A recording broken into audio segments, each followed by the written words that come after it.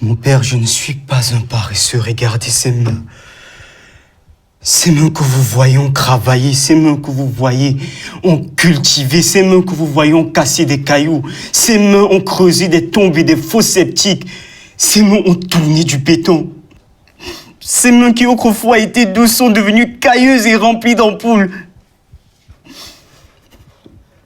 Savez-vous ce que ça fait de passer toute une journée affamé? Je ne pense pas. Il faut vivre pour savoir ça. Savoir ce que ça fait de travailler toute une journée dans un chantier pour un paiement de 2000 francs et on vous le donne comme si c'était une aide. Un don aux lépreux.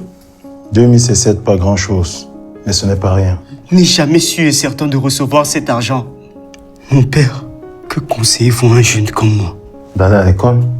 Mon père, je suis un jeune homme de 25 ans, titulaire d'un master 2 en droit privé fondamental sur le papier, mais bien senior dans la vraie vie. De quelle école vous me parlez? Une école internationale? Là, au moins, j'aurais eu la garantie de trouver un travail après, mais... qui va payer? Il faut sortir de ta zone de confort. Innover, faire dans l'entrepreneuriat, monter ta propre affaire. Mon père, je ne sais pas dans quel monde vous viviez avant de devenir prêtre, mais nous ne sommes pas dans un conte de fées. Et puis vous parlez de zone de confort. Sortez plutôt de votre soutane et on verra toujours si vous tenez les mêmes discours. Chaque dimanche, vous recevez des offrandes des personnes qui ont durement travaillé. Lancez-vous aussi dans l'entrepreneuriat pour diminuer le taux de chômage. Il y a des jeunes qui ont réussi. Parce qu'ils proviennent d'une famille riche, les pauvres ne réussissent jamais. Excuse des paresseux. Si le pauvre ne réussit pas, c'est parce qu'il abandonne vite.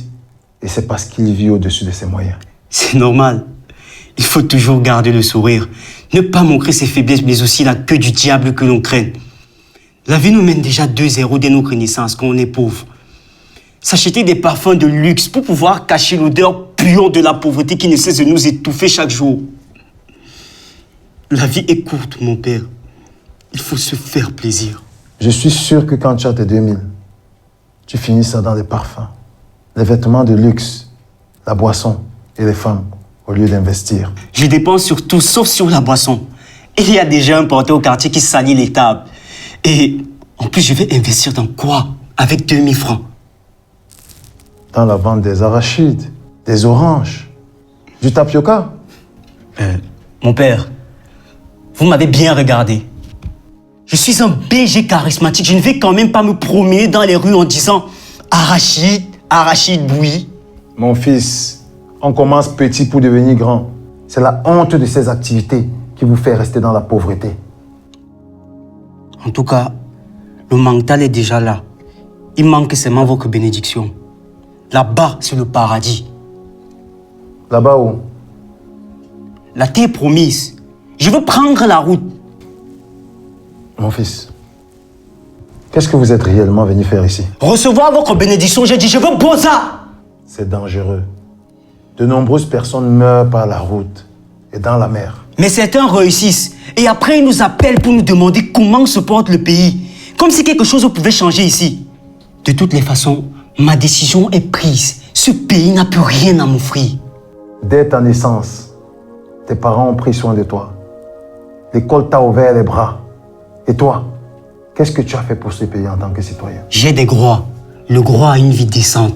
Tu as aussi des devoirs. Mon père, vous êtes en train de parler dans les oreilles d'un sourd. Je n'ai pas demandé à naître. J'ai 5 frères et 3 sœurs. Si mes parents voyaient qu'ils ne pouvaient pas s'occuper de nous, ils n'avaient qu'à nous laisser, au lieu d'hypothéquer mon avenir. La Bible nous le recommande. Il faut le faire selon ses moyens et ses capacités. Mon père, donnez-moi ma bénédiction et je pars. Vous êtes handicapé, incapable de nager. À part l'air et la mer, il y a aussi la terre. Et ce n'est pas un problème. Et même si c'était la mer, Théo Curin qui a amputé des 4 membres est un excellent nageur. Vous n'êtes pas Théo Curin. Une chose est sûre, c'est un homme comme moi. Des centaines de personnes meurent par an et n'arrivent pas à se former Eldorado. Mais certains réussissent. Francis Ngannou est un exemple pour nous. De Bozailleur à champion de la MMA. Et en tant qu'handicapé, je pourrais avoir la compassion de plusieurs personnes.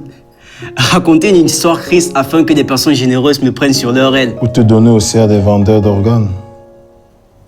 Tu sais, dans ces milieux-là, On n'aime pas s'encombrer avec des gens comme toi. Mon père, vous m'ennuyez déjà.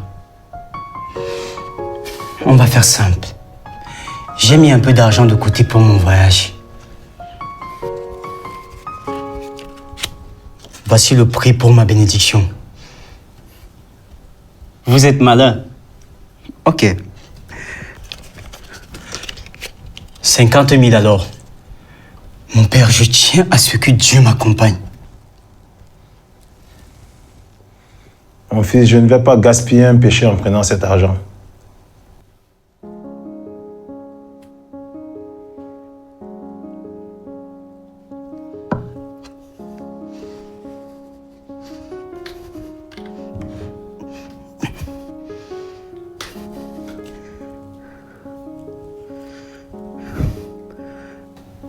Mon père, être handicapé me désavantage. Oui, mon fils. Ok. C'est cool de le savoir. Tenez ma béquille.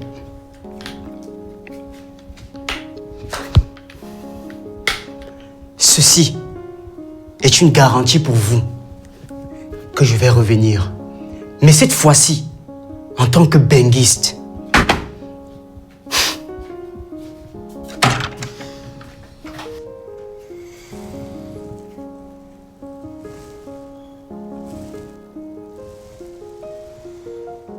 Père, agis dans la vie de ces jeunes. S'il insiste, qui suis-je?